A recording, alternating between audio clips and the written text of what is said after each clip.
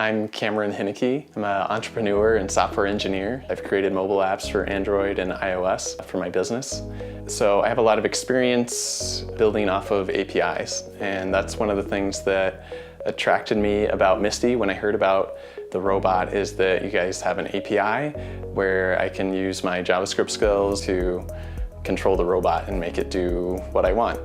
One of the things that I'm really looking forward to is controlling her with my own speech. So using probably some external APIs for speech recognition that will translate into commands to control Misty. So I can tell her, hey, Misty, go to the kitchen, and she'll go to the kitchen.